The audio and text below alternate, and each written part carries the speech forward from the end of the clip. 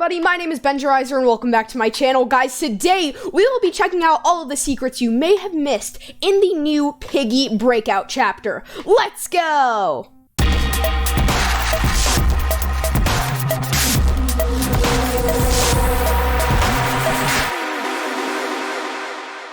Alright guys, so if you don't know what the new Piggy Breakout Chapter is, essentially it's a chapter that serves as a backstory for Tigray. So it has him kind of infiltrating like this other military base. I think they're in the middle of some kind of war. There's Sergeant Monroe. It gives more kind of like backstory to him as well. But this is mainly about Tigray and his journey, and also how he knows Sergeant Monroe. It's a very, very cool and interesting chapter. Definitely one of the scariest, as the piggy who I forgot their name. Okay, I have figured out the name. It is Umbra. I'm very, very sorry about that, guys. But essentially, the piggy Umbra is absolutely terrifying. Because it can like jump from the ceiling. It like crawls after you. It is truly just an awful experience if you have to encounter that. But without further ado, let's get into the secret notes, which I know is what a lot of you guys are waiting for. So the first one is in the form of a journal entry by Sergeant Monroe, because it is literally directly next to him.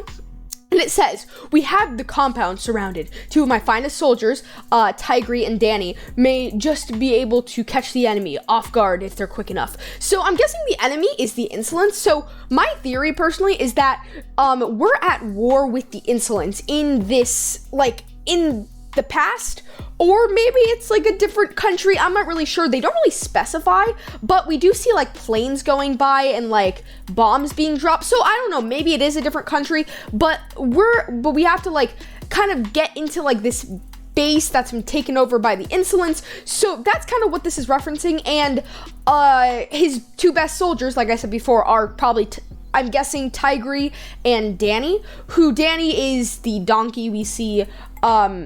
We see him and he's like one of Tigray's friends, and I'm pretty sure he dies later. We'll get to that when it comes though.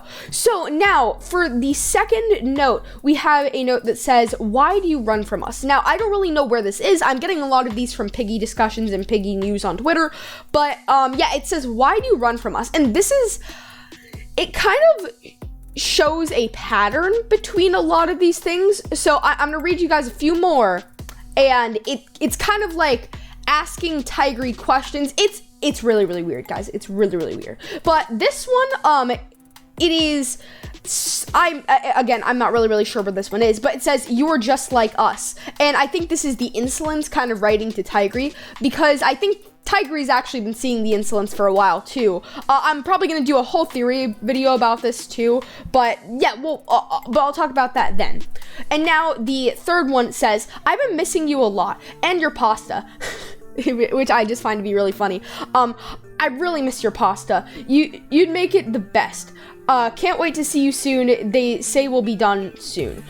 So I'm guessing this was written by Tigray, and I think this can be found in the kitchen, which is in Tigray's like kind of house. And yeah, I'm guessing he's like writing it to his mom maybe, or to another loved one. There's another note that says, "What it takes to prove them wrong." Again, I'm not really sure what that is supposed to mean, so we'll come back to that though. And then this one says, "It was you." And this one is found on the back of the carnival. It's on the back of the carnival cart in the red portal area. But the interesting thing is, there's a line of dialogue that says that comes from Tigray that says, "I haven't been to the carnival. We never had enough. We never had enough money to go." So I don't really know how this, like, why this fits in, but I think Tigray was the one to kill Foxy, because it looks like that same cage. However, I think this takes place before the infection. We have this one, which I actually found in my video, which if you guys haven't seen, probably go check that out. It says, "More influence, more control. That's all they want. Don't give it to them." And I'm guessing this is also referencing the Insolents, and because they do really just want control. Or it could be referencing another military. It really depends on how you look at it. And then there's this one that says, "We're surrounded. I'm leaving this note here for anyone who may come across this in the future. Beware what is coming." And I think this is actually at the entrance of like where of where like the creepiness starts happening. So maybe they are fighting the insolence, and this is referencing those insolence beings, kind of like Umbra and like maybe the Sentinels and the crawling traps, and even Tio. I always want to call him Dude Man still. But then there is another note that is kind of like a safety warning a bit. It says, if you manage to get down here without falling, congratulations, you are a safety expert, keep it up. And then this one would actually precede this one. It says, warning, falling is painful. Prevent falling today by using handrails. So these two kind of go hand in hand. But then we also have this very, very interesting one.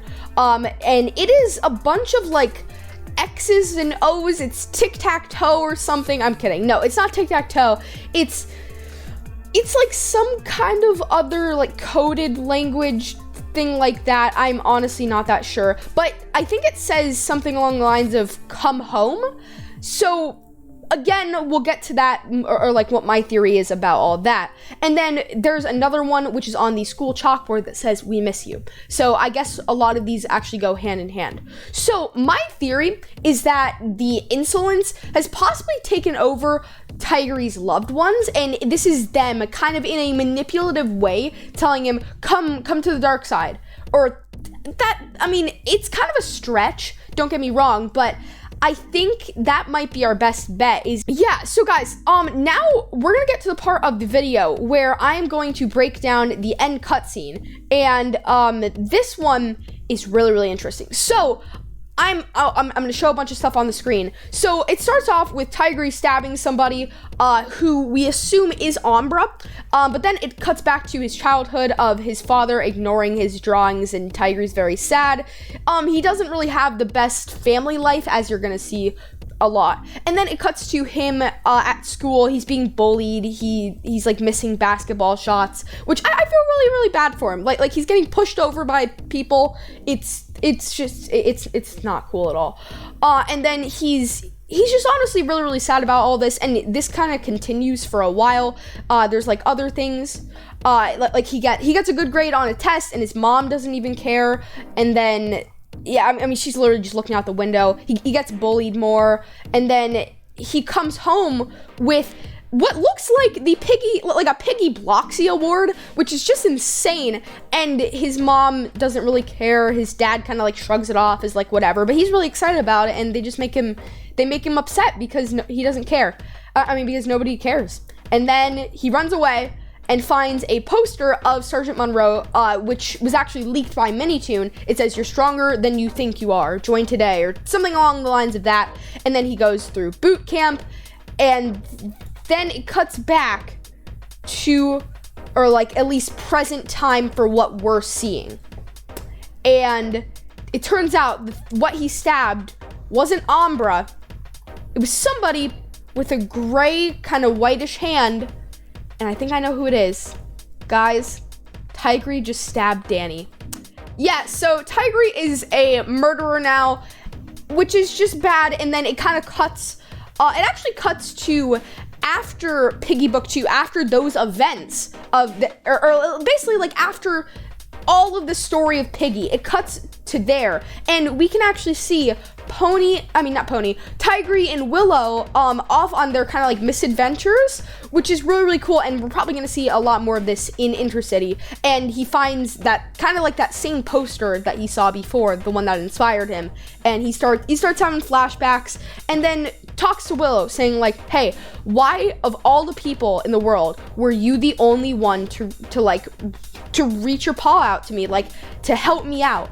And she's like, I don't know, I guess I was just feeling generous. And it kind of ends with her just not saying the real reason, which, okay, let's be real. On the inside, Willow is kind of just a big softie, but, you know. And then the final scene of this, it actually, this one kind of, it tugged at my heartstrings a little bit, because it is of Willow giving Tigree his signature scarf. So yes, Tigree's scarf, the one he wears from book 2, chapter 9 onwards, she was the one who gave it to him.